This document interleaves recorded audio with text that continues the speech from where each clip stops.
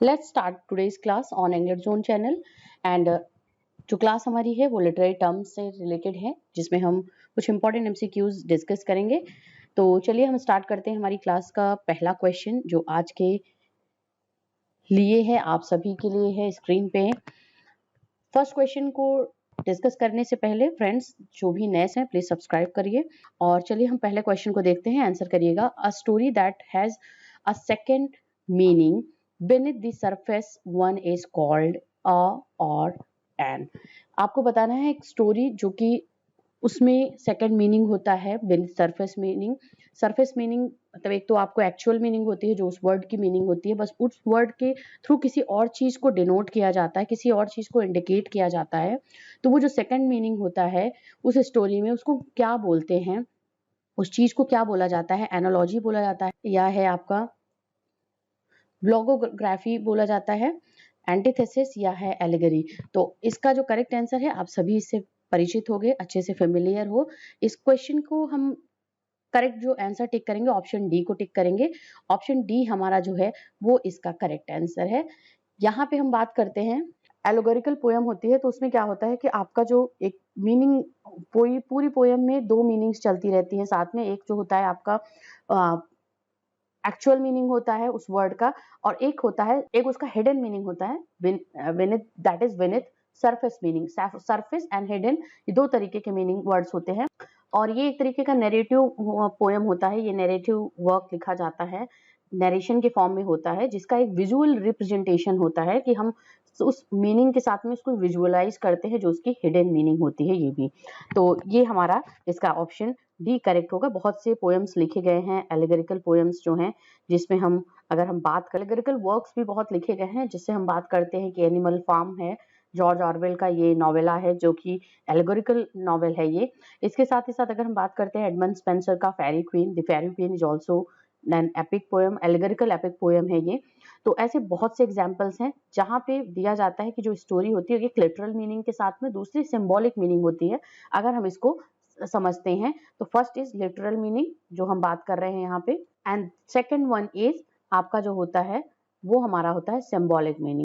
Allegory उससे बोलते हैं जो कि सेकेंड मीनिंग होती है beneath the surface one is called allegory। Next one we have the question number, इसमें सेकंड मिसिंग हो गया तो थर्ड डायरेक्ट आ गया है, सेकंड स्लाइड नहीं है इसमें।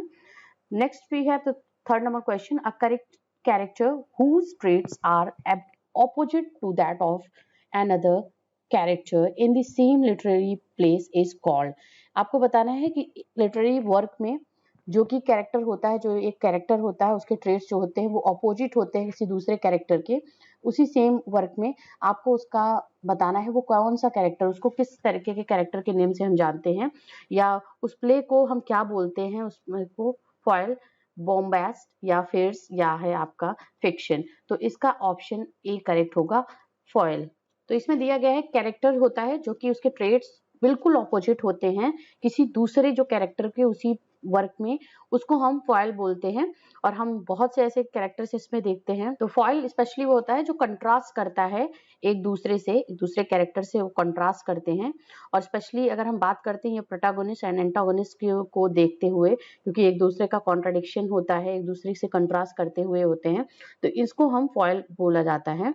जैसे हम फ्रैंकेनस्टाइन देखते हैं, मैरी शेली का ये वर्क है, नॉवेल है, और उसमें फ्रैंकेनस्टाइन में आप देखोगे डॉक्टर फ्रैंकेनस्टाइन होते हैं और वो जो क्रिएचर बनाते हैं, उनका जो क्रिएचर होता है वो एक दूसरे से कॉन्ट्राडिक्ट करता है, एक दूसरे से कंट्रास्ट है, उनको कंपेयर किया जाता है एक दूसरे से, जबकि उनके ट्रेड्स क्या होते हैं, ऑपोजिट होते हैं। तो यहाँ पे ये बेस्ट एग्जाम्पल। और उसी तरीके से हम यहाँ पे बहुत से ऐसे कैरेक्टर्स हैं जैसे जो एक दूसरे के ऑपोजिट, मैकबेथ में हम बैंको को देखते हैं एंड मैकबेथ जो हीरो है उसको देखते हैं, ये दोनों एक दूसरे के फॉयल कैरेक्टर्स हैं।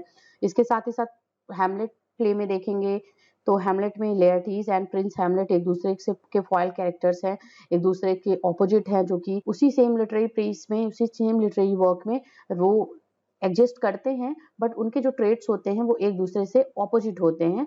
तो यहाँ पे और सेम फीचर्स सब कुछ जो होता है, एक एज का जो सिनेरियो होता है वो सब कुछ एक जैसा ही होता है, बट वो एक दूसरे से काफी डिफरेंस उनका रहता है। तो यहाँ पे हम उसको फॉयल कैरेक्टर बोला जाता है।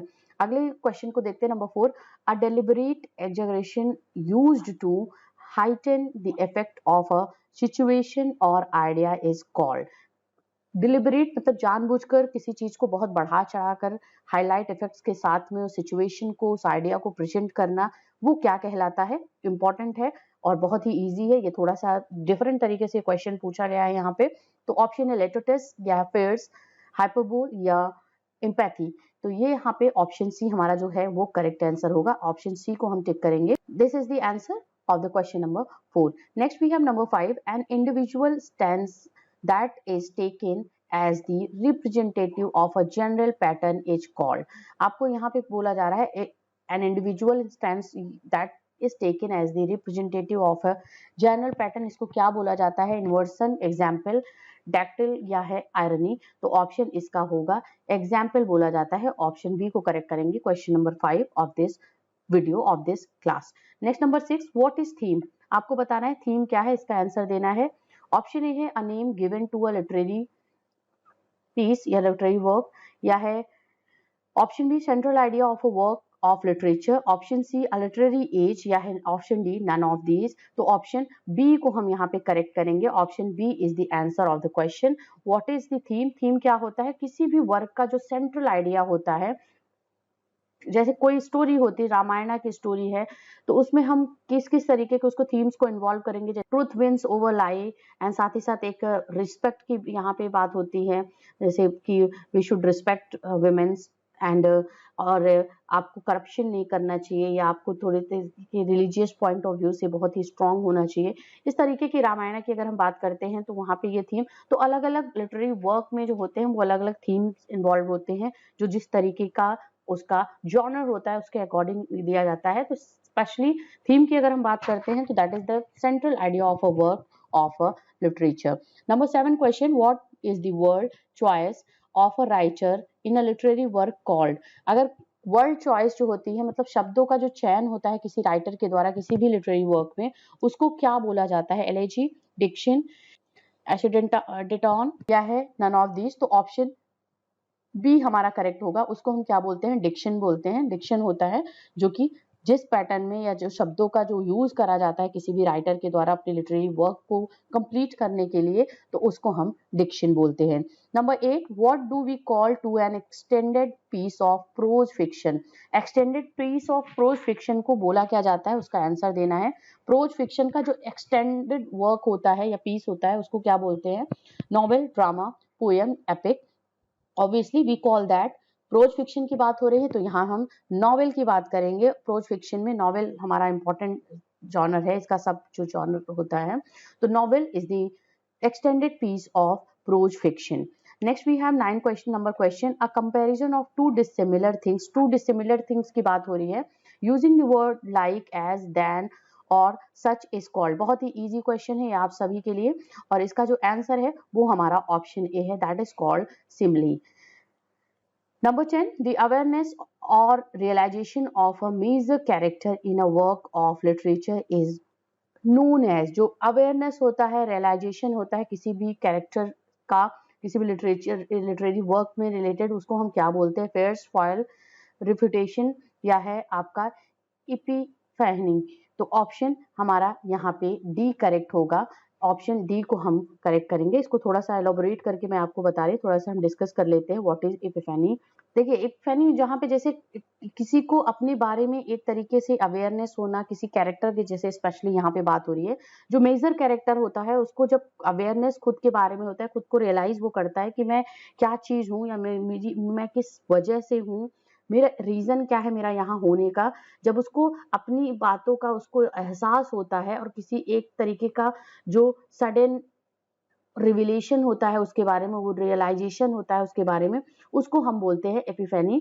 और यहाँ पे अगर हम बात करते हैं तो जैसे कोई कैरेक्टर होता है, एक सिंपल सा कैरेक्टर स्टार्टिंग में होता है, कोई भी है या सिंपल ह्यूमन बीइंग है, बट उसको सडन किसी चीज के थ्रू उसको एक तरीके से फोर्स मिलता है, उसको पता चलता है, वो रिवील खुद की आइडेंटिटी रिवील होती है कि यहाँ मैं इस दुनिया में या किस लिए आया हूँ। जैसे आप क्राइस्ट की बात करते हो तो सिंपल एक ह्यूमन बीइंग थे वो, बट जब उनको रियलाइज हुआ या उनके बारे में जब चीजें हुई, उनके साथ ऐसे इंसिडेंट्स हुए, तो वो क्राइस्ट बोले जाने लगे, जो कि क्रिश्चियन रिलीजन में बहुत ही पूजनीय है। तो ये सब चीजें हैं जहाँ पे हम बात करते हैं अवेयरनेस और realisation of a major character in a work of literature is known as epiphany. Next number 11 question, what do we call to an overwhelming insolence or pride that result in the misfortune of the hero of a tragedy। यहाँ पे है overwhelming insolence या है pride की बात कर रहे हैं, जो कि हीरो की मिसफॉर्च्यून का रीजन होता है, उसका कारण होता है, उसका परिणाम होता है वही। तो ट्रेजेडी में स्पेशली ये बात हो रही है, तो उसको हम क्या बोलते हैं, ह्यूब्रिस या है हाइब्रिस, एपिथेट या बोथ डी है जो ऑप्शन ए एंड बी। तो ऑप्शन जो हम करेंगे यहाँ पे डी करेंगे, उसको क्या बोला जाता है, hubris and hybris, both A and D, A and B is the correct answer. ये होता है हमारा because of pride there is a ignorance, किसी वार्निंग को इग्नोर करना, एरोगेंस में रहना, बहुत ज्यादा, बहुत अपने आप में ही रहना, और वही जो रीजन होता है वही उसके मिसफॉर्च्यून का रीजन होता है कि कोई भी वार्निंग, किसी की भी चीज को ध्यान में ना करके अपने मन की मौज करना। और यहाँ पे this is the called, specially ये ट्रेजेडी में होता है जब कोई हीरो या कोई कैरेक्टर जो है वो इतना ज्यादा ओवरवेल्म्ड है अपनी प्राइड में, अपनी इंसॉल्वेंस में, कि वो किसी भी वार्निंग को, किसी भी चीज को सुनता नहीं है, इग्नोर करता है और अपने एरोगेंस में रहता है।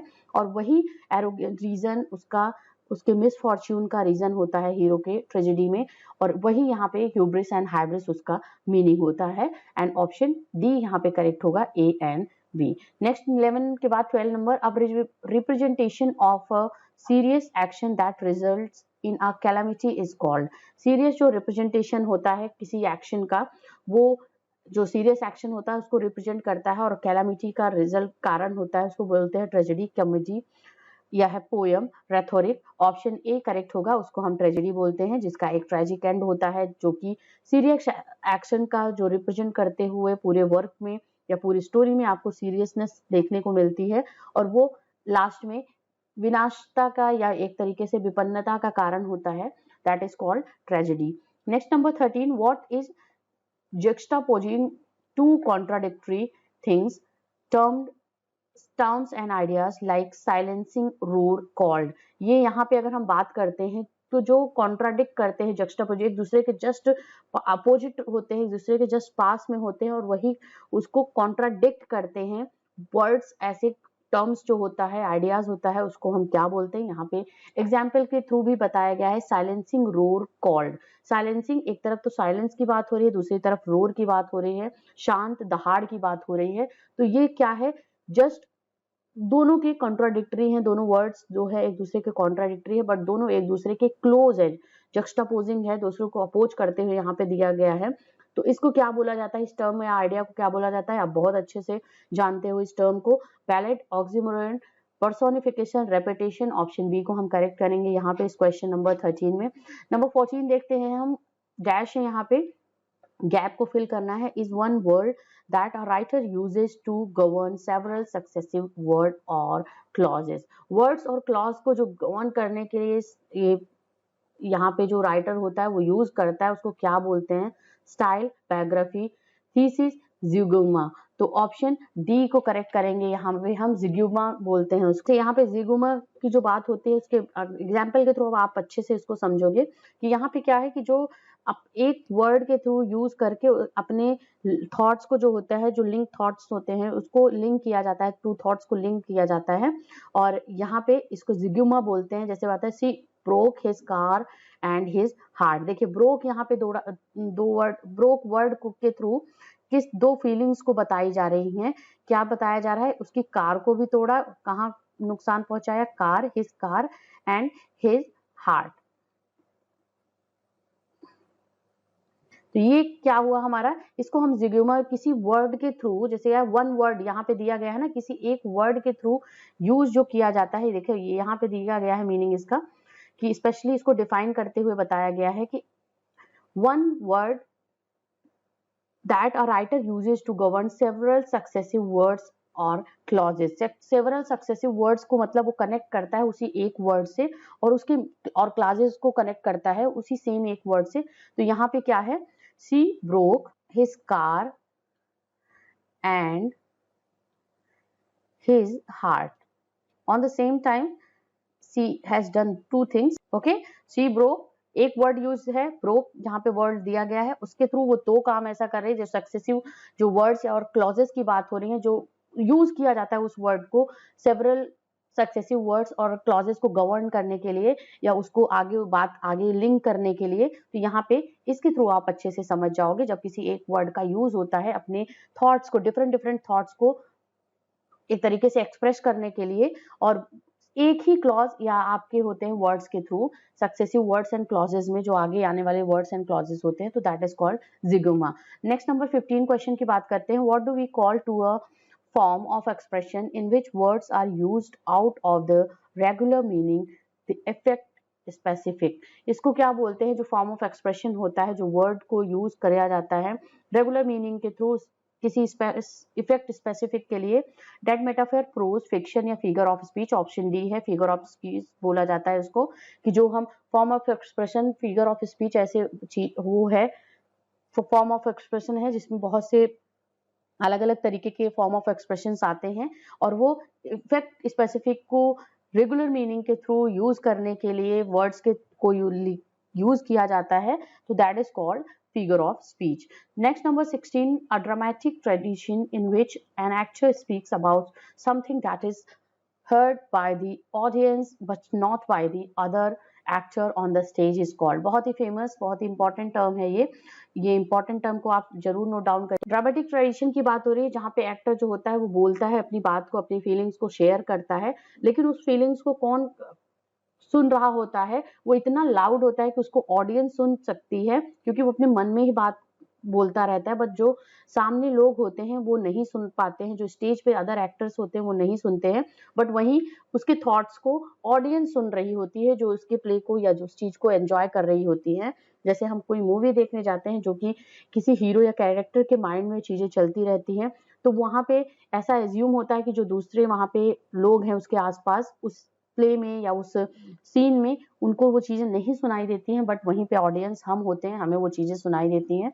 तो इसको क्या बोला जाता है? साइड, कंसीट या है appeal, none of these. Option यहाँ पे हम ए को करेंगे aside, that is called aside. Next number है 17। असाइड पे यहाँ पे क्या हो रहा है कि वो अपनी बात को बोल रहा होता है, वो और सोलिलोक्वी में क्या होता है वो अपनी बात को मन में कह रहा होता है, बट असाइड में क्या होता है वो ऐसा चुपके से कहता है कि जो उस कैरेक्टर को वहां पे अदर कैरेक्टर्स जो प्रेजेंट होते हैं उनको नहीं सुनाई देता है, बट एक्टर्स को सुनाई दे, जो ऑडियंस होती है उनको सुनाई देता है। तो यहाँ पे इन दोनों में बेसिक डिफरेंस है असाइड एंड सोलिलोक्वी में। Next number 17, a formal poem of lamenting someone's death is called. क्या बोला जाता है कि जो फॉर्मल पोएम लिखी जाती है किसी की डेथ पे लैमेंट करते हुए, एक तरीके से विलाप करते हुए लिखी गई पोएम है, वो लिरिकल पोएम, सोनेट, एलेजी या ओड है। ऑप्शन सी को हम यहाँ पे टिक करेंगे, option C is the answer.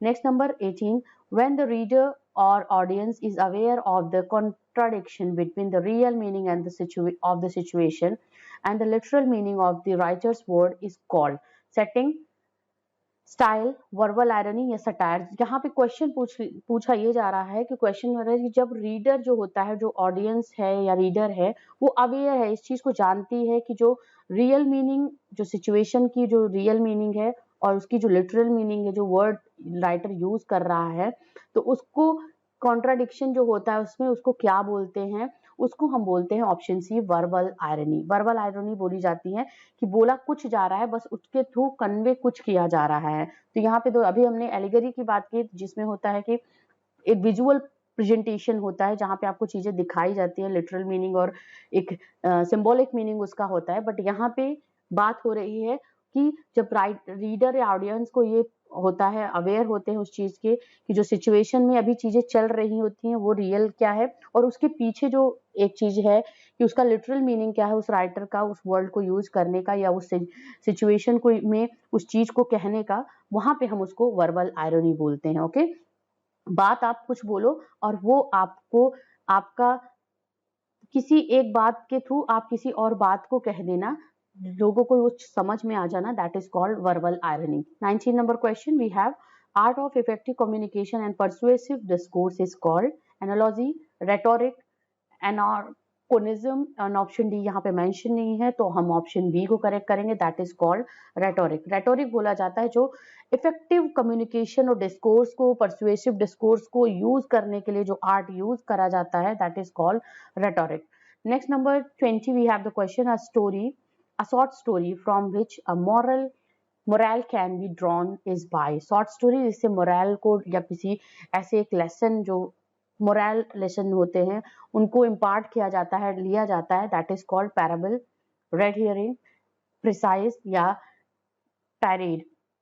तो यहाँ पे हम ऑप्शन ए को करेक्ट करेंगे, जो हम बोलते हैं पैराबल। पैराबल बोला जाता है जो शॉर्ट स्टोरी होते हैं, कि मतलब उसको पैराबल नॉवेल्स भी होते हैं आपके, जो कि शॉर्ट स्टोरी के फॉर्म में होते हैं या शॉर्ट स्टोरी होती है, उससे एक तरीके से इंस्पायर होकर के उसको लिखा जाता है, that is called parable. Next number question number 21, repetition of a consonant sound with in 2 और more than 2 words in close proximity is called. जो क्लोज प्रॉक्सिमिटी में जो रिपीटेशन होता है कॉन्सोनेंट्स का, और 2 या मोर वर्ड्स में, आपका 2 वर्ड्स में भी होता है, हो सकता है, या उससे ज्यादा के वर्ड्स में भी हो सकता है, बट वो क्लोज प्रॉक्सिमिटी के साथ में एक दूसरे के आसपास होते हैं, उसको हम क्या कहते हैं? फिगर ऑफ स्पीच से हम समझ सकते हैं इसको, एसोनेंस, कॉन्सोनेंस, मेटाफर या पर्सोनिफिकेशन। तो ऑप्शन सी डी को हम एलिमिनेट करेंगे, ऑप्शन बी हमारा यहाँ पे करेक्ट होगा, कॉन्सोनेंस बोलेंगे उसको। Number 22, what do we call to a literary form और टाइप। जो लिटरेरी फॉर्म होता है या टाइप होता है उसको हम क्या बोलते हैं? कि डिफरेंट डिफरेंट लिटरेरी फॉर्म्स का यूज होता है राइटर्स के थ्रू। नॉवेलिस्ट अपने तरीके का नॉवेल लिखता है, उसमें भी कई तरीके की चीजें होती है नॉवेल लिखने में भी, जैसे आपका एक तरीके का एपिस्टलरी नॉवेल है, आपका पिकरेस्क नॉवेल है, साथ ही साथ आपके हिस्टोरिकल नॉवेल्स लिखे जाते हैं। तो अलग अलग तरीके का उनका कैटेगरी होता है, उसको क्या बोला जाता है? अगर हम एक लिटरेरी टर्म्स की बात करते हैं, लिटरेरी फॉर्म में हम उसको क्या बोलते हैं? पेडेंट्री, इफेमिज्म, ट्रेजेडी या जेनर। तो हमारा यहाँ पे ऑप्शन डी होगा, that is called genre. Option D को हम टिक करेंगे नंबर 22 क्वेश्चन के लिए। जो अभी हमें ज्वाइन कर रहे हैं, प्लीज वीडियो को परी एंड होने के बाद स्टार्टिंग से आप रिवाइज कर लीजिएगा, वॉच आउट कर लीजिएगा, और प्लीज अब यहाँ पे क्लासेस थोड़ी रेगुलर वे में हम लेंगे इस चैनल पे आप सभी एस्पिरेंट्स के लिए। कभी भी एग्जाम आपका हो सकता है, यूपीटीजीटी, पीजीटी का, DSSS का, जो आगे आने वाले एग्जाम्स हैं आपके अपकमिंग मंथ्स में, तो be prepare for that. EMRS की भी ये भी एग्जाम होना है आपका, और स्टेट लेवल आपने जो भी फॉर्म फिल करे होंगे इंग्लिश लिटरेचर से रिलेटेड, उन सभी के लिए इंपॉर्टेंट क्लासेस हैं। तो बने रहिए चैनल के साथ में, और जरूर चैनल को सब्सक्राइब करिए, और नोटिफिकेशन बेल आइकन आप प्रेस भी कर दो, अब नोटिफिकेशन आपको मिलता रहे, अपडेट होते रहो आप इस चैनल के किसी भी अपडेशन से। नेक्स्ट 23rd क्वेश्चन देखते हैं हम। Dash is the repetition of a word, phrase और क्लॉज एट द बिगिनिंग और 2 और मोर सेंटेंसेस। बिगिनिंग ऑफ 2 और मोर सेंटेंसेस में जो रिपीटेशन होता है वर्ड्स का या फ्रेज का या क्लॉज का, उसको क्या बोला जाता है? Simile, litotes, metaphor, anaphora. देखिए यहाँ पे 2 ऑप्शंस तो एलिमिनेट होंगे, ऑप्शन ए एंड सी को हम बिल्कुल भी नहीं, क्योंकि सिमिली नहीं होगा एंड मेटाफर नहीं होगा। अब यहाँ पे आपको बताना है, that is called anaphora. Okay, option D को हम टिक करेंगे, एनाफोरा, दैट इज कॉल्ड, जहां पे रिपीटेशन होता है। इसको मैं एग्जाम्पल के थ्रू आपको अच्छे से समझा पाऊंगी। बिगिनिंग ऑफ द सक्सेसिव जो क्लॉसेस होते हैं, 2 और मोर सेंटेंसेस जो होते हैं यहाँ पे फ्रेजेस में, उनका बिगिनिंग में इसका यूज होता है। देखिए एट द बिगिनिंग ऑफ, देखिए स्पेशली क्या दिया गया है, ये बिगिनिंग वर्ड दिया गया है कि जो रिपीटेशन होता है किसी वर्ड का, या कोई वर्ड हो सकता है, कोई फ्रेज हो सकता है, या कोई एक क्लॉज हो सकता है, उसका बिगिनिंग में ही, उसकी स्टार्टिंग में ही उसको यूज करा जाएगा किसी सेंटेंस में या क्लॉज में। दो जो अलग अलग जो लाइंस होती हैं उसके स्टार्टिंग में ही उस तरीके के वर्ड्स को यूज करते हैं, तो उसको हम एनाफोरा बोलते हैं। यहाँ पे अगर हम बात करेंगे, we can not decide, we can not, जैसे हम यहाँ पे एग्जाम्पल के थ्रू अगर देखते हैं, तो एग्जाम्पल आपको मैं अच्छे से यहाँ पे बता दूंगी। जैसे यहाँ पे है बी बोल्ड, बी ब्रीफ, देखिए दोनों ये सब अलग अलग लाइंस हैं। अलग अलग यहाँ पे जो सक्सेसिव लाइंस यूज करा जा रहा है सेंटेंस है। एंड बी गॉन, देखिए क्या चीज यूज हो रही है यहाँ पे, बी वर्ड का यूज हो रहा है, कहाँ पे, स्टार्टिंग में ही यूज हो रहा है। और इसको हम बोलते हैं जब किसी वर्ड, फ्रेज या कोई क्लॉज होता है उसका बिगिनिंग में ही किसी सेंटेंस के, 2 or more सेंटेंस के उसके स्टार्टिंग में उसको यूज करा जाता है, उसको हम एनाफोरा बोलते हैं। जैसे I wish, I may, I wish, I might, and so many examples we have. जैसे बोलते हैं स्टे सेफ, स्टे हैप्पी, ये बोला जाता है ना, stay happy, stay safe, stay well, be positive, be good, ये ऐसे होते हैं जो। तो यहाँ पे बी वर्ड का या स्टे वर्ड का यूज हो रहा है अलग अलग जो सेंटेंसेस हैं उसमें यूज करते हुए, यहाँ पे उसके स्टार्टिंग में ही यूज करते हुए उसको हम एक तरीके के अलग अलग सेंटेंसेस में एक साथ यूज कर रहे हैं, that is called the anaphora. तो ऑप्शन डी हमारा यहाँ पे करेक्ट होगा। नंबर 24 को देखते हैं। ए और एन, यहाँ पे है A dash N dash A, यहाँ पे फिर डैश होगा, आपका गैप है। इज अ वर्ड और phrase use to describe a sensory experience an object perceived by the senses. तो इसको हम क्या बोलते हैं, इमेज बोलते हैं या है सिमिली, फिक्शन, डिक्शन। तो इसको क्या बोलते हैं, ऑप्शन ए करेक्ट होगा। ऑप्शन ए को हम यहाँ पे बोलेंगे, यहाँ पे सी करेक्ट नहीं होगा, ए करेक्ट होगा। इसको हम क्या बोलेंगे, इमेज बोलेंगे। That is image a word और phrase use to describe sensory experience, जो सेंसरी एक्सपीरियंस होते हैं किसी ऑब्जेक्ट को परसीव करके सेंसेस के थ्रू जो समझा जाता है उसको हम जो बोलेंगे वो इमेज बोलेंगे। Number 25 we have if a character speak his thoughts aloud by him और herself in a play we call it assonance, soliloquy, allusion या है सिनेक्डोकी। तो ऑप्शन बी को ऑब्वियसली हम टिक करेंगे। यहाँ पे हैमलेट की फेमस सॉलिलोक्वीज, उससे रिलेटेड वीडियो भी अपलोडेड है यहाँ पे इस चैनल पे। तो 25 का जो हमारा आंसर होगा वो हमारा है ऑप्शन बी, सॉलिलोक्वी। सॉलिलोक्वी को हम करेंगे क्योंकि यहाँ पे जो कैरेक्टर है, अभी हमने क्या बोला था कि वो कैरेक्टर जो होता है वो अपनी बातों को जो होता है वो थोड़ा सा इस तरीके से बोलता है कि जो मर्मरिंग वे में बोलता है, बट वो जो अदर कैरेक्टर्स प्रेजेंट होते हैं स्टेज पे उनको नहीं सुनाई देता, वहीं पे ऑडियंस को सुनाई दे देता है, उसको असाइड बोला जाता है। बट यहाँ पे क्या है, अपने जो थॉट्स होते हैं या अपने जो इमोशंस होते हैं उसको बहुत ही लाउडली वो बोलता है, अपने माइंड में, अपने हार्ट में बोलता है। तो that is called the soliloquy, and ये स्पेशली प्ले में यूज होता है। सॉलिलोक्वी को हम बोलते हैं famous soliloquy we have of Hamlet. 26 the chief character in a narrative और ड्रामेटिक वर्क इज कॉल्ड। जो चीफ कैरेक्टर होता है नैरेटिव और ड्रामेटिक वर्क में उसको हम क्या बोलते हैं, अलूजन, कैसमस या एंटागोनिस्ट या है प्रोटागोनिस्ट। तो जो आंसर होगा चीफ कैरेक्टर की अगर हम बात करते हैं तो वो हमारा हीरो होता है, that is called protagonist. Option D is the answer of the question number 26। We have the 27 here. Systematic representation of events in a dramatic or narrative work is called। जो systematic एक तरीके से बहुत sequence wise जो representation होता है किसी event का, इवेंट्स का रिप्रेजेंट करना उसको होता है, किसी भी ड्रामेटिक एंड नरेटिव वर्क में उसको क्या बोलते हैं, स्टाइल, प्लॉट, सेटिंग या नन ऑफ दीज। तो उसको बोलते हैं हम प्लॉट। प्लॉट में क्या होता है कि जो इवेंट्स होते हैं, जो इंसिडेंट्स होते हैं या स्टोरी होती है, सब प्लॉट स्टोरीज होती हैं, उनको सीक्वेंस वाइज सिस्टमेटिक ढंग से उसको रिप्रेजेंट किया जाता है। किसी इवेंट का या किसी घटना का एक क्रम अनुसार जो होता है, क्रमबद्ध रूप में उसको प्रेजेंट करना, उसको एक तरीके से दिखाना, दैट इज कॉल्ड प्लॉट। और ये specially dramatic and narrative works में होते हैं। 28 को देखते हैं। The lake isle of Innisfree by W.B. Yeats is a dash poem. आपको बताना है लेक इजल ऑफ इनिस्प्री ये किस तरीके की पोएम है, जो कि W.B. Yeats की पोएम है, लिरिक पोएम है या बैलेड है, सोनेट है, ओड है। तो ये क्या है, एक लिरिक पोएम है। यहाँ पे हम ऑप्शन ए को टिक करेंगे, that is a lyric poem. 29 a fictional prose tale of no specified length but too short to be published as a volume is। fictional prose की बात हो रही है, जो उसकी स्टोरी की बात हो रही है। प्रोज टेल मतलब प्रोज स्टोरी है आपकी, लेकिन उसका क्या है, कोई स्पेसिफाइड लेंथ नहीं है, जो जैसे कि नॉवेल के लिए एक लंबी नॉवेल लिखने के लिए या एक नॉवेल लिखने के लिए आपका लेंथ, आपका स्टोरी अच्छा खासा लेंदी होना चाहिए, बड़ा होना चाहिए। ये इतना शॉर्ट होता है कि इसको पब्लिश एक वॉल्यूम के फॉर्म में पब्लिश करना वो भी डिफिकल्ट होता है। तो ऐसे प्रोज फिक्शन को हम क्या बोलते हैं? ड्रामा, नॉवेल, नॉवेलास या short story.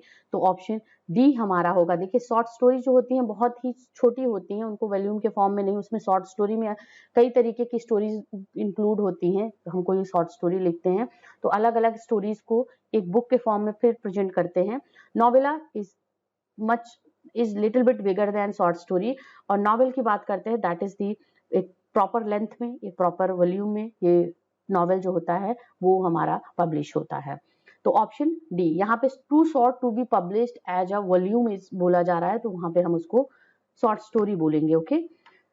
30 the repetition of a consonant और vowel sounds at close intervals is called. जो रिपीटिशन होता है कॉन्सोनेंट्स या वोवेल साउंड्स का क्लोज इंटरवल्स के बाद मतलब थोड़ी थोड़ी देर के बाद, बिल्कुल थोड़ी थोड़ी देर के बाद, वो क्या बोला जाता है? एसाइड, एलेजी, क्लोजेट या एलिट्रेशन। ऑप्शन डी को हम करेक्ट करेंगे। ये दे फिगर ऑफ स्पीच है हमारा। Alliteration, option D is the answer. 31st we have John Donne belongs to the. फिर से लिटरेरी टर्म से रिलेटेड हमारा या मूवमेंट से रिलेटेड एक क्वेश्चन है। जॉन डन की बात करते हैं तो कहाँ से, मतलब किस ग्रुप से बिलोंग करते हैं ये? स्पेशली अगर हम इनकी बात करते हैं मेटाफिजिकल, रोमांटिक, कैवेलियर या मॉडर्निस्ट की बात करते हैं, तो यहाँ पे हम ऑप्शन ए की बात करेंगे। ऑप्शन ए को हम यहाँ पे टिक करेंगे। मेटाफिजिकल स्कूल ऑफ पोएट्री से बिलोंग करते हैं John Donne. 32 the language which is used to represent qualities and ideas rather than people or things is called। जो लैंग्वेज होती है, इस तरीके की लैंग्वेज यूज करी जाती है जो कि हम यूज करते हैं जब कोई लिटरेरी वर्क लिखा करते हैं। रिप्रेजेंट क्या करता है वो लैंग्वेज? क्वालिटीज और आइडियाज को रिप्रेजेंट करता है। पीपल और थिंग्स से कहीं ज्यादा, मतलब रादर पीपल और थिंग को रिप्रेजेंट करने से वो नहीं करता है, बट वो आइडियाज और क्वालिटीज को रिप्रेजेंट करता है। तो डेड मेटाफर, मेंटलोइक या मेटाफर या एब्स्ट्रैक्ट लैंग्वेज, तो ऑप्शन डी को हम टिक करेंगे। That is called abstract language. Option D is the answer of the question number 32।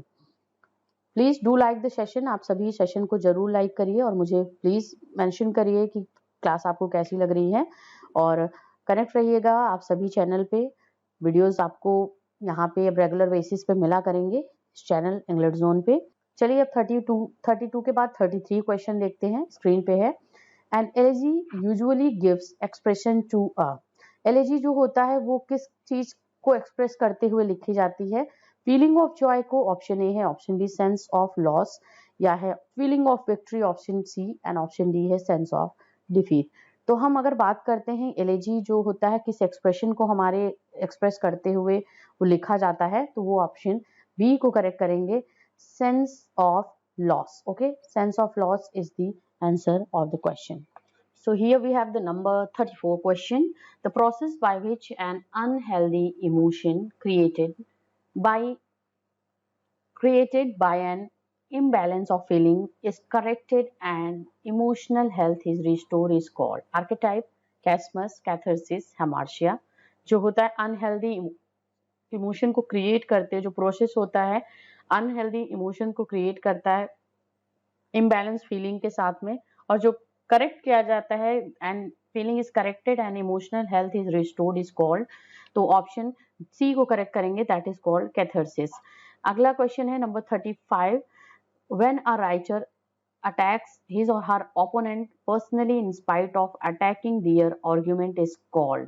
अगर कोई राइटर जो होता है वो अपने ओपोनेंट को, जो ओपोनेंट उसके राइटर्स होते हैं, कोलीग राइटर्स अगर हम बात करते हैं, जो थोड़ा सा एक दूसरे के लिए ओपोनेंट्स की भावना रखते हैं, एक दूसरे को पसंद नहीं करते हैं, यू कैन से दैट, और वो उनकी जो आर्ग्यूमेंट्स होते हैं उनको अटैक ना करते हुए उनको पर्सनली, उस राइटर को पर्सनली अटैक करता जाता है किसी दूसरे राइटर के थ्रू, तो उसको हम क्या बोलते हैं? एड होमोनिम, पिसिडोनिम, या है आपका प्रोलॉग या एपिलॉग। तो उसको ऑप्शन ए करेंगे, and homonym.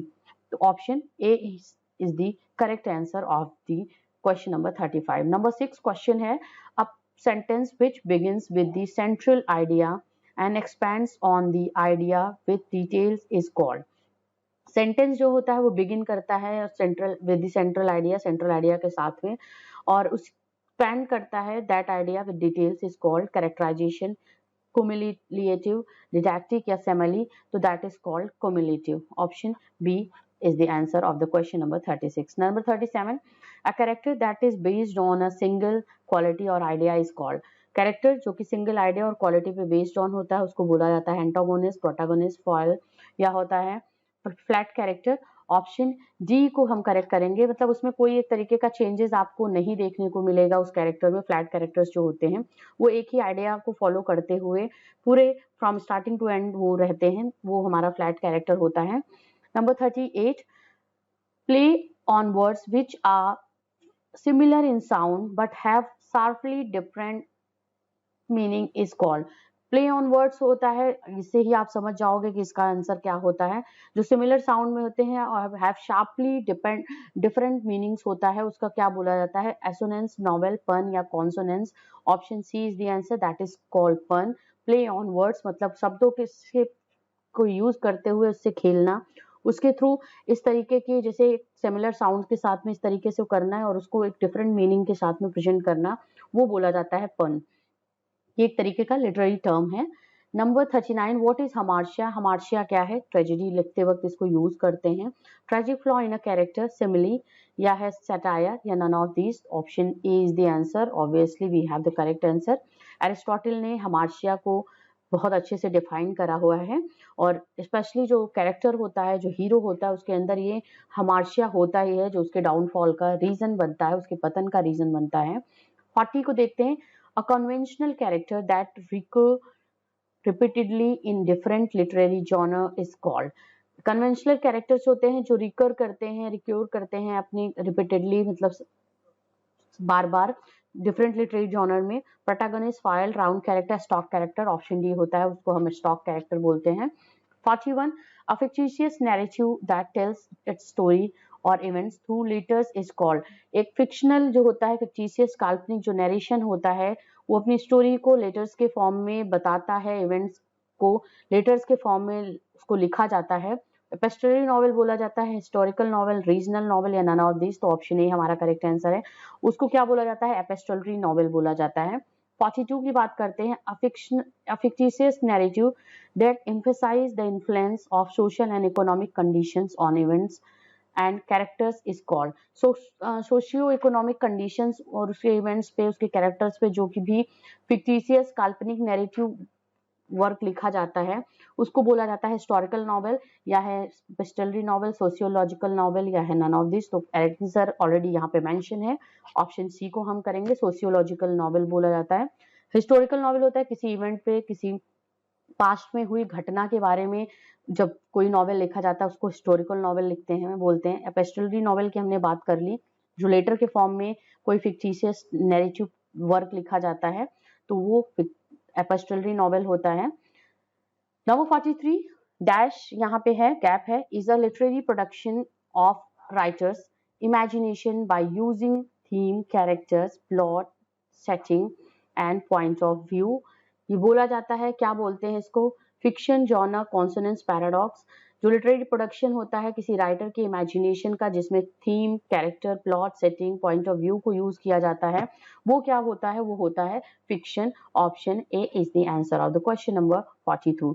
43. 44 we have, what do we call to a lesson drawn from a fictional or non-fictional story. जो लेसन होता है उसको क्या बोला जाता है, जो कि किसी फिक्शनल और नॉन फिक्शनल स्टोरी से ड्रॉ किया जाता है, मतलब लिया जाता है. उसको फेयर्स बोलते हैं, मोरल बोलते हैं, या है आपका दैट इज कॉल्ड एग्जाम्पल, या है आपका मूड. तो क्या बोलते हैं उसको? हम बोलते हैं उसको मोरल, जो कि लेसन मतलब एक तरीके का पार्ट, एक तरीके की सीख जो ली जाती है किसी भी fictional and non fictional story से, वो बोला जाता है मोरल, उसको बोलते हैं. 45, what which kind of novel takes its setting and characters from history.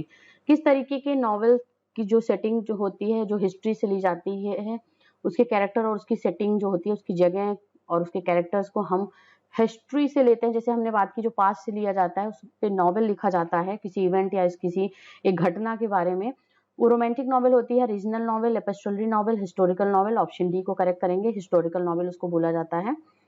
46, what do we call to a heavily didactic story. Heavily didactic story जो होती है उसको क्या बोला जाता है? जो बहुत ज्यादा जिसमें एक तरीके के प्रीचिंग बातें होती हैं, जैसे लेसन दिया जाता है, लेसन या है प्रीचिंग रिलेटेड चीजें होती हैं, उपदेशात्मक चीजें होती हैं, उसको हम बोलते हैं मोरल, फेबल, फेयर्स या none of these. Option A correct है, मोरल बोलते हैं।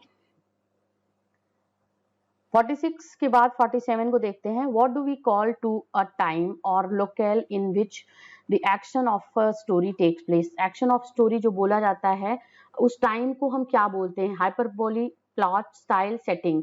सेटिंग बोला जाता है जहां पे टाइम की बात हो रही है, जब किसी वर्क को हम लिखते वक्त, जैसे कोई नैरेटिव, फिक्शनल नैरेटिव वर्क है, फिक्टिशियस नैरेटिव वर्क है, तो उसमें जब लिखते वक्त किसी टाइम और उसके लोकल के बारे में, उस टाइम के उस जगह के बारे में बात होती है, वो एक्शन ऑफ स्टोरी जो होता है, जहाँ पे वो हुआ रहा होता है, वो घटना घटित होती है, तो उस टाइम और लोकेल को जो बोला जाता है उसको सेटिंग बोलते हैं। सेटिंग मतलब जगह के बारे में, क्या एनवायरमेंट था उस जगह का, कैसा एटमॉस्फेयर था, क्या टाइम था, कैसे लोग रहते थे, वो पूरी चीजें सेटिंग में इन्वॉल्व होती हैं। अगला है हमारा question number 48. A novel that presents the life of a people of some specific region outside a metropolitan city is called novel. उस नॉवेल को क्या बोला जाता है? जहाँ पे किसी लाइफ, लोगों के जीवन के बारे में बात होती है, उनकी लाइफस्टाइल के बारे में बात होती है। कहाँ की? Some specific region outside a metropolitan city. Metropolitan city से हट करके किसी एक स्पेसिफिक जगह के बारे में, उनके लोगों के बारे में जब बात होती है, तो उसको हम क्या बोलते हैं? वो नॉवेल बोला जाता है, क्या बोला जाता है? रीजनल नॉवेल बोला जाता है। Option C regional novel. Wessex Hardy का है। मालगुडी डेज की बात करते हैं, आर के नारायणन का है। ये क्या है? एक तरीके के ये सभी रीजनल वर्क्स हैं। रीजनल जो जैसे novels, Wessex regional novelist Thomas Hardy हैं। मालगुडी डेज भी हम बात करते हैं, आर के नारायणन के नॉवेल्स हैं जिसमें शॉर्ट स्टोरीज का इंक्लूजन है, और ये मालगुडी एक जगह है उसके बारे में बात हुई है। इसके साथ ही साथ 49 क्वेश्चन देखते हैं। A novel about the adventures of a rogue and common people person is called novel. जो एडवेंचर्स के बारे में, किसी एक इलिटरेट, किसी एक खाना बदोश जो है कैरेक्टर या कॉमन पीपल, उनके एडवेंचर्स के बारे में जब कोई नॉवेल लिखी जाती है, उस नॉवेल को जो बोला जाता है वो हम हिस्टोरिकल पिकरेस्क या आइडियाज या रीजनल नॉवेल बोलते हैं। तो ऑप्शन बी हमारा करेक्ट होगा, उसको हम क्या बोलते हैं? Picaresque novel. We have the five example, Tom Jones, ये हमारा यहाँ पे हम बात करते हैं। इसके साथ ही साथ अगर हम बात करते हैं, हेनरी फील्डिंग की नॉवेल है 50.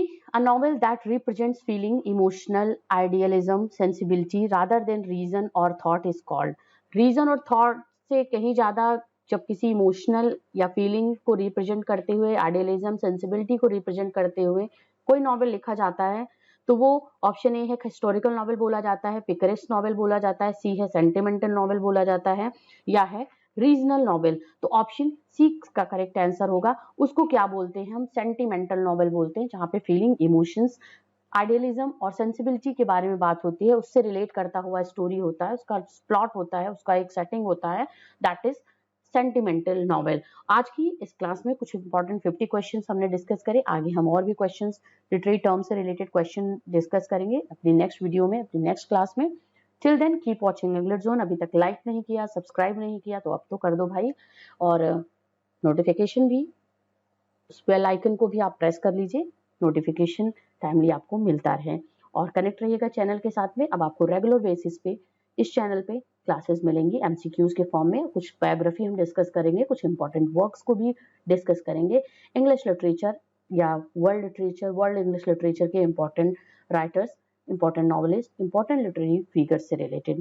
Till then, keep enjoying English Zone channel for your best preparation of English literature exam. Thank you for watching this.